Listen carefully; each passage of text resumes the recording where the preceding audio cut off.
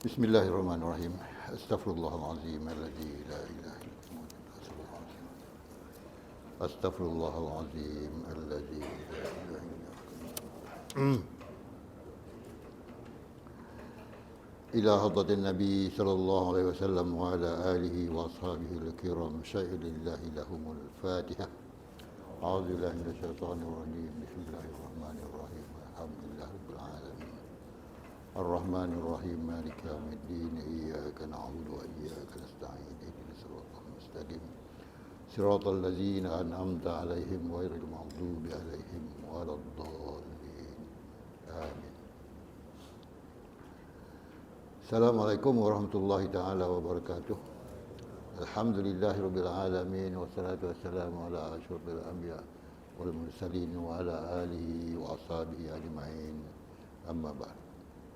Yang saya hormati pengurusi Surau Ihsaniyah, Tuan Haji Abdul Razak, Tuan Imam, Tuan Bilal, Tuan Siak, adik-adik jawatan kuasa surau, tuan-tuan dan puan-puan yang dirahmati Allah. Alhamdulillah, terlebih dahulu kita panjatkan syukuran kepada Allah Subhanahu wa taala di atas limpah kurnianya, maka pada subuh ini kita sekali lagi sama-sama dapat berjemaah subuh dan seterusnya kita juga dapat bertahlil, alhamdulillah. Dan kita menyambung pengajian kita pada pagi ini daripada kitab Kifayatul Muhtadi. Mudah-mudahan Allah Subhanahu wa taala memberkati kehidupan kita dan mengurniakan taufik dan hidayahnya kepada kita semua, insya-Allah. Baiklah tuan-tuan dan puan-puan, pada pagi ini kita masih lagi dalam membincangkan berkaitan dengan sifat-sifat wajib bagi Rasul, iaitu sifat tabligh, iaitu menyampaikan. Okay? Tabligh ni menyampaikan.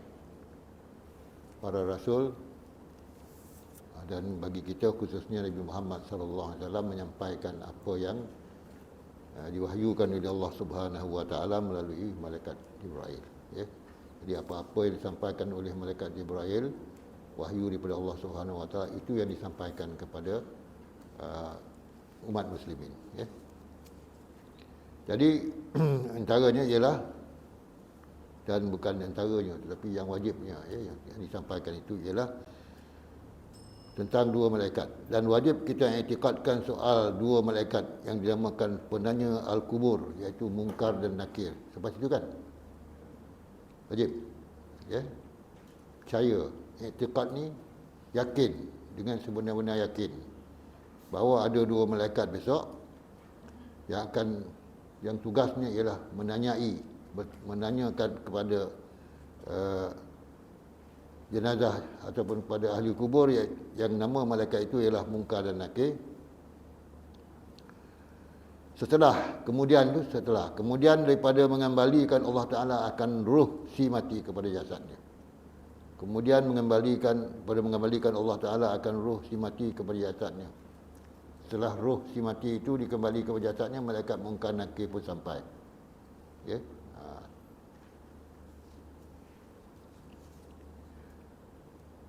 Dan jasad itu ataupun jenazah itu dihidupkan, kehidupan yang tiada sempurna. Okay. Hidup juga balik, tetapi bukanlah kehidupan seperti mana kita yang tidak sempurna. Kita ni sempurna lah ni, tapi bila kita meninggal, kita dah jadi jenazah. Kemudian bila malaikat Munkar Nakir datang, jenazah itu ataupun orang yang mati itu didatangkan ruh dia dulu. Sebelum Munkar Nakir datang, Allah datangkan semula ruh dia dan dihidupkan dia, ya, tetapi kehidupan yang tidak sempurna. Hanya kehidupan yang pertengahan antara mati dan hidup, ya, antara mati dan hidup. Macam mana antara mati dan hidup? Mati pun tidak, hidup pun tidak, antara mati dan hidup. Seperti adalah tidur, macam tidur lah. Tapi sedar. Walaupun dalam keadaan yang setengah hidup, tapi sedar. Macam kita tidur, tapi kita tidur kadang-kadang tak sedar kan. Tapi kalau kita bandingkan dengan rasul-rasul dan nabi-nabi, mereka tidur. Hanya mata saja yang tertutup lelap, tetapi hati mereka jaga. Itu nabi-nabi dan rasul-rasul.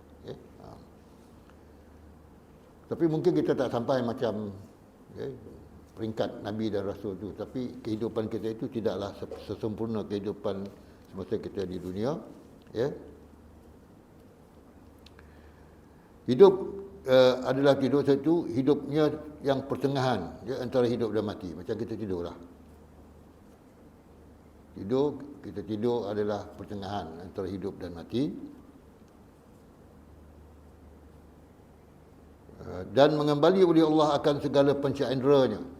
Panca inderaannya. Sebut sini panca inderanya.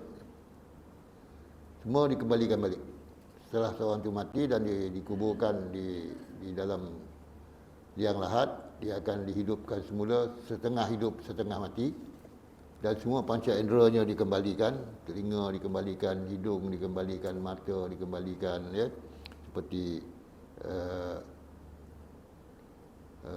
Seperti mana yang sepatutnya lah bagi orang yang setengah hidup ni, ya. Dan akalnya juga dikembalikan. Ini yang disampaikan oleh Rasulullah SAW, seperti mana yang diwahyukan oleh Allah. Dan ilmunya juga dikembalikan. Itulah keadaan orang yang telah meninggal dunia. Ya. Bila dia masuk saja ke dalam perkuburan, sebelum malaikat Munkar dan Nakir datang, dia akan dihidupkan setengah. Ya. Apa mana setengah? 50% daripada yang ada sekarang lah. Bukan 100%. Ya. Kalau 100%, kalau dihidupkan semula 100% dalam kubur tu, agaknya apa terjadi katnya? Dia keluar balik ya. Dia keluar balik. Jadi bagi 50% je. Jadi antara sedar dengan tak sedar, ya. Atas sekadar dapat ia fahamkan segala pertanyaan itu. Bagi hanya kemampuan menjawab pertanyaan saja. Tidak lebih daripada itu. Ya? Jadi dia boleh menerima pertanyaan itu dan boleh menjawab. Jadi pertanyaan sekadar boleh mendapatkan faham segala pertanyaan. Apa ada pertanyaan dalam kubur? Berapa pertanyaan? Banyak tak? Ma rabbuka, ma imamuka, ma nabiyuka, ma kitabuka. Apa lagi? Tanya tentang keimanan saja, tuan-tuan. Dalam kubur, malaikat Munkar dan Nakir tak tanya yang lain. Tanya tentang sembahyang, puasa, haji dan sebagainya. Itu semua kaitan dengan ibadah dan keimanan. Okay? Dia tak tanya harta. Harta tak terpakai lagi lah dalam kubur. Kalau dia tanya cucu berapa orang, pun tak terpakai. Ya? Tanya duit berapa banyak, tak terpakai. Baru-baru ni ada hilang duit tak CMB, tak terpakai. Ya? Yang tanya tentang keimanan dan ibadah, solat kita. Ya?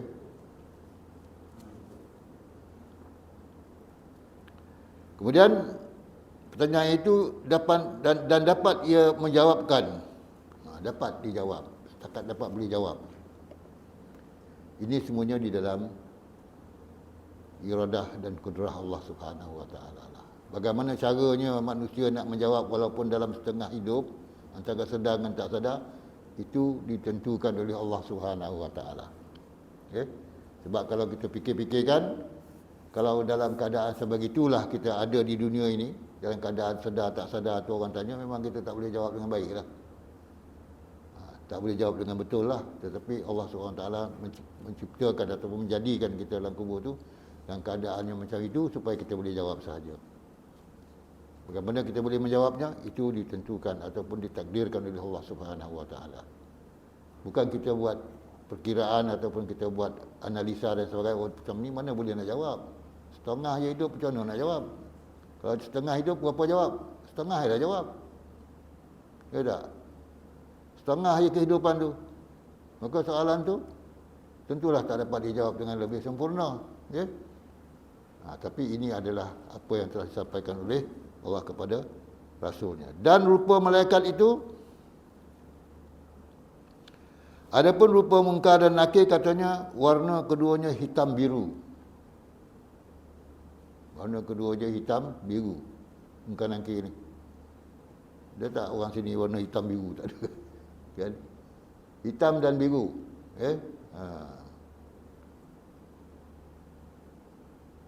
Hitam biru ni maknanya untuk membezakan lah, Ini adalah muka nakir untuk membezakan daripada mungkin ada malaikat-malaikat ataupun iblis, jin ataupun nak menyamar, tak boleh lah, Dan mata keduanya besar seperti periuk tembaga. Ini bayangan ataupun apa yang telah disimpulkan, yang boleh ditulis oleh orang-orang dulu ialah matanya besar seperti periuk tembaga. Pernah tengok periuk tembaga tak? Ada kan? Periuk tembaga besar mana mata dia? Kuali tembaga, periuk tembaga, lagi apa yang bertembaga? Dulang tembaga. Besar dulang tembaga dia besar lah. Kalau besar periuk tembaga tu, untuk menggambarkan berapa hebatnya malaikat itu datang dengan keadaan yang seperti itu,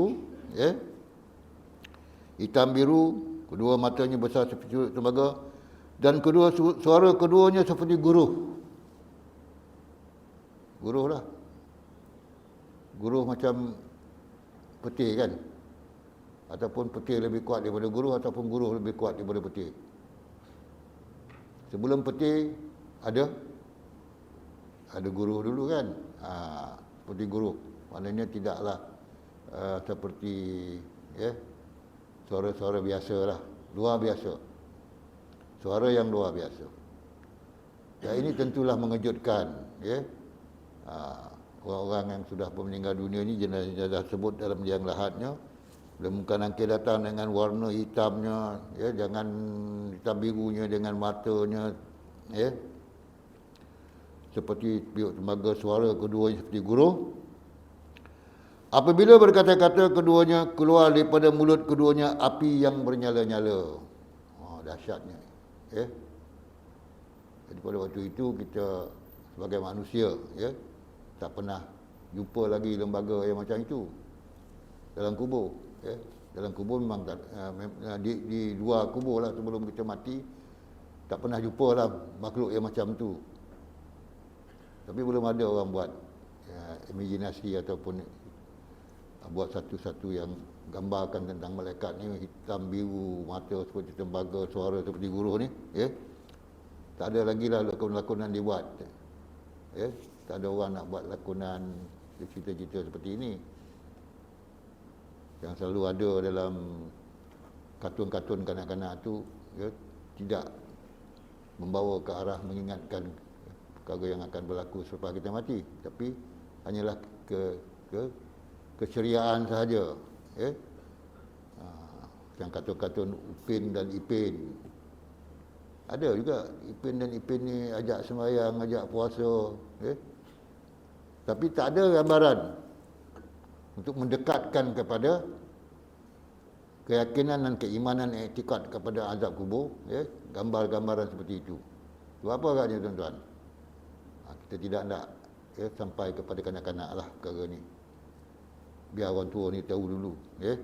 Kalau kanak-kanak digambarkan tentang yang menakutkan ini, mungkin budak-budak ni tak mendapat satu jiwa yang sihat. Kalau ceria, dia tak ceria lah sebab tengok gambar-gambar macam tu. Sebab tu tak ada kartun-kartun ni macam ini, tuan-tuan. Tapi kita diberi tahu tentang itu. Mulutnya keluar api bernyala-nyala, dan pada tangan tiap-tiap satunya pemukul besi. Pemukul besi, bukan kayu. Boleh juga kalau penulis ini ataupun sesiapa juga kalau nak menggambarkan pemukul besi, dia kata sebatang balak ke, kayu balak ke dipegangnya oleh malaikat tu boleh, tapi apa yang disampaikan Rasulullah tu janganlah ditukar-tukar. Pemukul besi lah. Jika dipukulkan bukit-bukit dengan dia, nescaya hancur sekaliannya. Bukit pukul pun hancur. Kalau orang apa? Padam. Memang dah padam dah.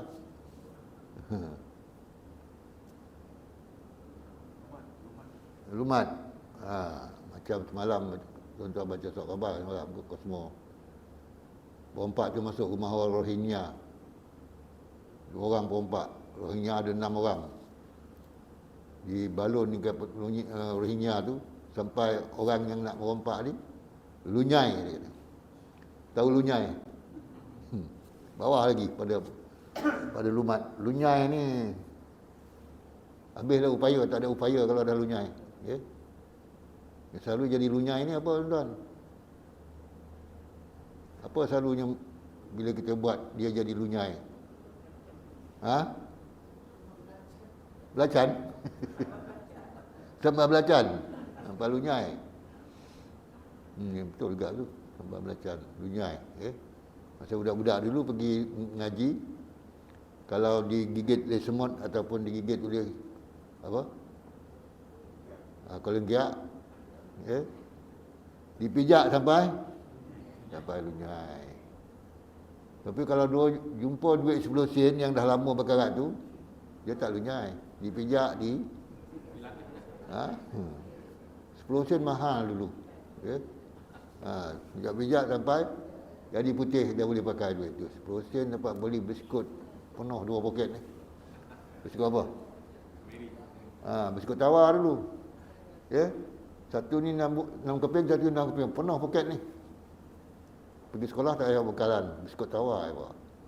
Jumpa duit 10 sen kat jalan. Gesek. Orang panggil gesek. Kan bukan lunyai. Gesek.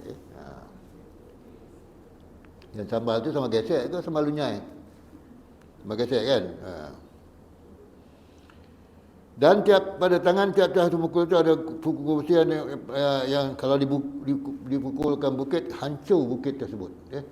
Kemudian, dan wajib kita iktikadkan bahawa sekalian makhluk itu bangkit pada hari kiamat daripada kubur, yakni dihidupkan segala makhluk, kemudian daripada mati. Wajib kita beriman dan yakin, iktikad bahawa semua yang hidup, semua yang mati akan dihidupkan, akan dibangkitkan daripada kubur, akan dihidupkan semula. Hidupkan segala makhluk, kemudian daripada matinya. Maknanya kehidupan kali ke berapa? Di akhirat besok adalah kehidupan kali kedua. Setelah kita hidup di dunia ini berapa puluh tahun ke, berapa tahun ke, ataupun paling tinggi pun 80-70 tahun, kemudian bila kita mati, kita dikebumikan, dan berapa lama selepas itu, bila berlakunya yaumul qiyamah, hari kiamat, maka kita akan dibangkitkan daripada kubur. Dalam Quran Allah sebut, izal jibalu sayyirat wa izal qubur bu'sirat. Ini kiamat lah ni. Bila kubur dibangkitkan, dibongkarkan semula. Apa tujuan kubur dibongkarkan? Alimat nafsu ma qaddamat wa akharat. Supaya manusia itu tahu apa yang dia dah buat dan apa yang dia tak buat. Dan diberi tanggungjawab. Apa makna tanggungjawab kita kat dunia ni? Taklif. Apa dia taklif? Tanggungjawab. Sama ada fardu ain ataupun fardu kifayah. Tanggungjawab, taklif. Sebab itu kita dipanggil mukallaf. Mukallaf ni lelaki ke perempuan? Boleh pakai dua-dua. Walaupun mukallaf tu isim muzakkar, tapi bila digunakan dalam syariat ni, dalam hukum hakam ni, kita tak pakai. Lelaki panggil mukallaf, perempuan panggil mukallafah. Lelaki mukallaf, perempuan pun mukallaf. Jadi orang mukallaf ni adalah orang Islam balik akil. Itu mukallaf. Apa yang diperintahkan oleh Allah Subhanahu Wa Taala nak diwajibkan kita melakukannya, maka itu dipanggilkan, orang yang melakukan itu adalah orang yang mukallaf. Dia berbeza dengan muallaf. Muallaf siapa dia? Boleh tak kata dia seorang muallaf yang mukallaf? Boleh tak? Dia seorang muallaf yang tidak mukallaf. Muallaf, bila dia masuk Islam, dia juga mukallaf. Sebab Islam. Bila sampai suruhan Islam kepada seorang itu, dia pun balik dan akil. Walaupun dia muallaf, tetapi dia adalah juga mukallaf. Tapi orang muallaf ni perlu Ditarbiyah dululah, dijinakkan, dibagi didikan, tuan-tuan dan puan-puan. Kemudian yakni dihidupkan segala makhluk, kemudian daripada mati segalanya, daripada manusia dan jin dan malaikat dan segala binatang-binatang. Semua dihidupkan semula, tuan-tuan. Ya. Jadi berapa banyak dan berapa ramai yang terhimpun di padang, di mahsyar besok. Bukan manusia aja. Masuklah jin, masuk malaikat, masuk iblis, ya.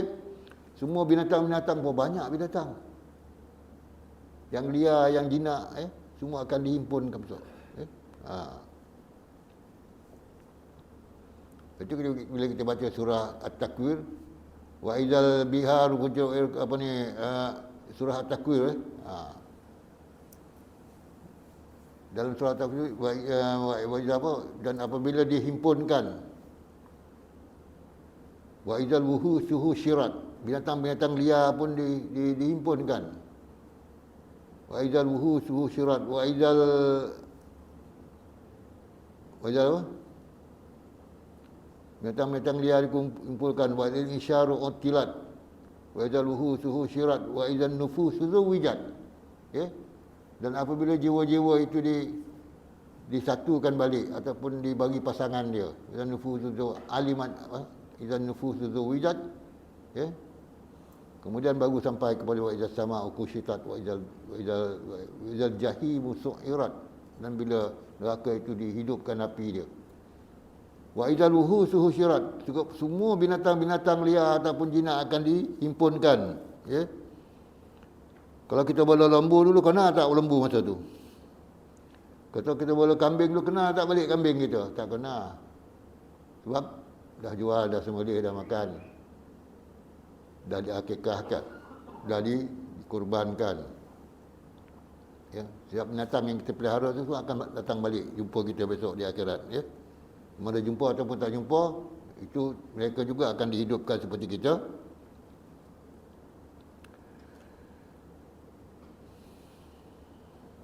Dan dikeluarkan daripada kubur, semua makhluk-makhluk ini dikeluarkan daripada kubur. Ada binatang ataupun haiwan ataupun manusia, jin, malaikat dan binatang dikeluarkan daripada kubur mereka itu. Kemudian daripada dihimpunkan, ya, selepas mereka dikeluarkan daripada kubur, kemudian daripada dihimpunkan segala suku-sukunya yang asli. Apa suku-sukunya yang asli? Ditaubkan semula. Ya. Kalau masa di dunia dulu, kaki dia dah kena potong, dikembalikan balik kaki. Matanya pun dah tak nampak, dikembalikan balik. Tangannya dah terpotong, dikembalikan. Badannya dah hancur. Ya. Aksiden jalan raya. Pernah berlaku aksiden jalan raya. Tak dapat dimandikan seperti biasalah. Pasal masuk dalam tapis dan siramkan air je. Badan hancur. Ya. Ini berlaku, tuan-tuan. Ya.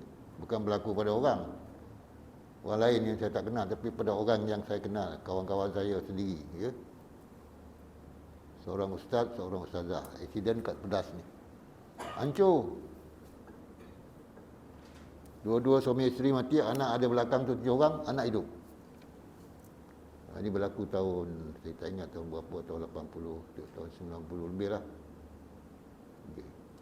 Dan bila nak dimandikan jenazah, dihimpunkan, yang perempuan-perempuan dihimpunkan, masuk ke dalam satu kain, kemudian disiramkan air. Itu cara yang boleh dibuat. Okay?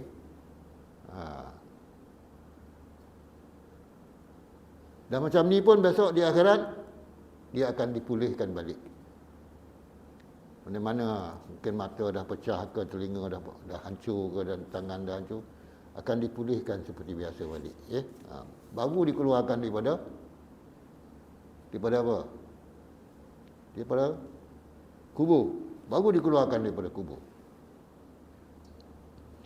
Ini kata dihimpunkan segala suku-suku yang asli, iaitu segala suku-suku yang sya'nunnya kekal. Ia daripada awal kejadian hingga mati. Sya'nunnya kekal. Sya'nunnya keadaannya kekal. Ya? Daripada mula. Ya? Himpunkan semula, ya. Hingga mati. Keadaannya kekal.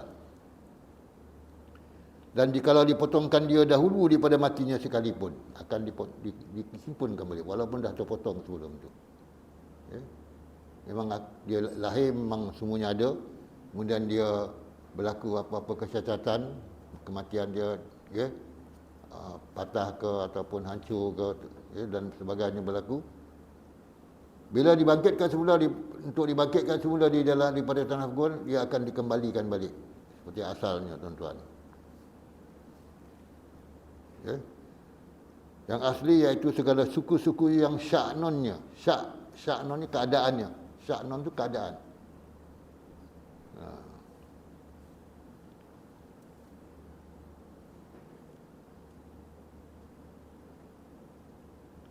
Seperti dalam surah Ar-Rahman lah, tuan-tuan baca. Yas'aluhu man fis samawati wal ardi kullu yawmin huwa fi sya'ni. Ya. Yas'aluhu, Allah ditanya ataupun orang bertanya tentang Allah ni. Mereka-mereka yang di langit dan bumi bertanya tentang Allah ni. Maka dijawab, kullu yawmin huwa fi sya'nin.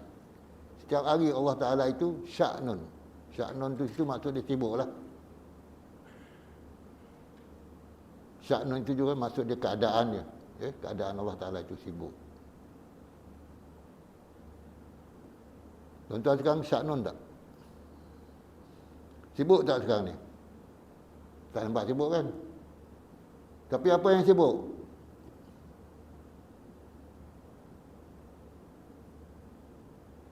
Kita sibuk ni, kita ada aktiviti, ada kegiatan, ada program, sibuklah.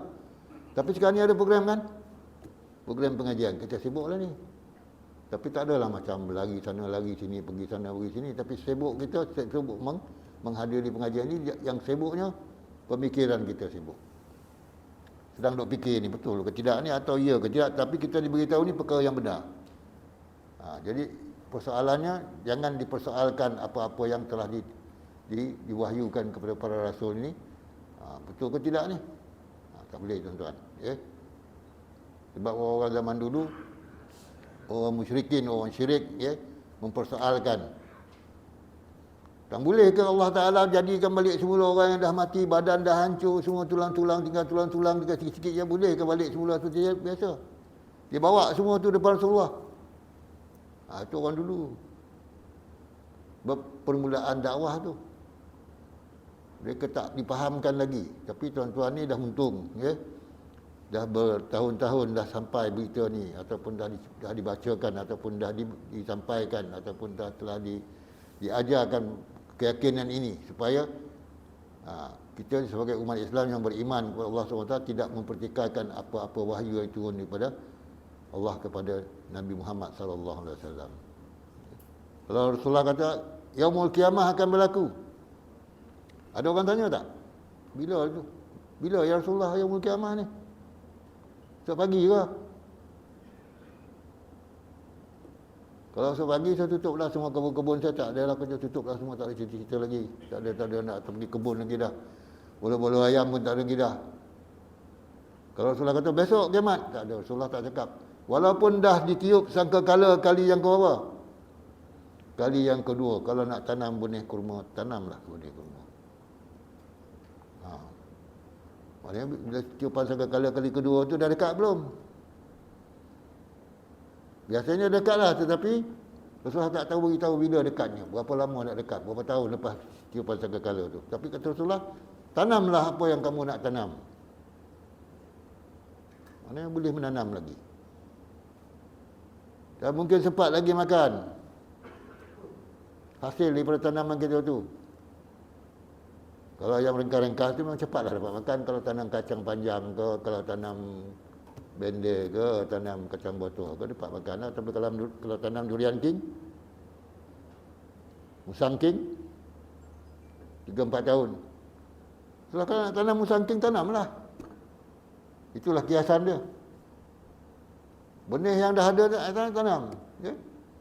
Walaupun dah tiup sangkakala, insya-Allah kalau Tuhan izinkan dapat kita makan. Ya, tuan-tuan dan puan-puan. Dan jikalau dipotongkan dia dahulu daripada matinya sekalipun, bersalahan yang tiada kekal seperti rambut dan kuku. Rambut dan kuku, dia tak akan dikembalikan balik. Itu apa? Berapa banyak rambut kita dah gugur? Setakat ni lah. Sampai umur kita sekarang ni. Dah banyak belum gugur rambut? Banyak kan? Apalagilah orang yang ada, ya. Rambut dia selalu gugur, dah banyak, dah banyak yang dah tercabut rambut tu. Itu tak dikembalikan. Kuku yang kita buang, seminggu sekali buang kuku, kan 2-3 hari sekali. Itu tak dikembalikan balik. Okay? Itu yang tak kekal lah, tuan-tuan, ya. Yang kembali balik tu mana yang kekal lah. Walaupun dah terpotong tangan tu, dia akan balik-balik. Tapi kuku, rambut ni dia tak kekal, dia hilang. Ya? Baik, cukup masa ya? Cukup dah? Dah? Okey. Sikit lagi. Dan setengah yang dikhabarkan wajib iktikad bahawa ada kemudian berbangkit itu hasyar dan nasyar. Ini kita sambung. Apa dia hasyar dan nasyar? Hasyar tu dihimpunkan, nasyar tu ditebarkan. Ya? Itu nasrun. Himpun dan ditebarkan maknanya bertaburanlah keluar. Ya? Nasyar. Setakat itulah dulu tuan-tuan. Ya? Tuan Busi pun dah ngangguk dah, cukup lah. Okey ya. Kalau banyak pun mati juga kan. Kerana itulah mudah-mudahan Allah SWT memberkati kehidupan kita dan memberikan taufik dan hidayah kepada kita semua, insya-Allah. Bismillahirrahmanirrahim. Alhamdulillahirabbil alamin wassalatu wassalamu ala asyrofil anbiya wal mursalin wa ala alihi washabihi ajmain. Allahumma rzuqna ya rabbi fahman nabiyyin hifdzal mursalin wa ilham malaikatil muqarrabin fi afiyatin ya arhamar rahimin. Rabbana atina min ladunka rahmah wa hayyi lana min amrina rasyada. Rabbana atina fid dunya hasanah wa fil akhirati hasanah wa qina azabannar. Wa sallallahu ala sayidina Muhammadin wa ala alihi washabihi ajmain. Subhana rabbika rabbil izzati amma yasifun wa salamun alal mursalin walhamdulillahi rabbil alamin. Qabbalallahu minkum. Assalamualaikum warahmatullahi taala wabarakatuh.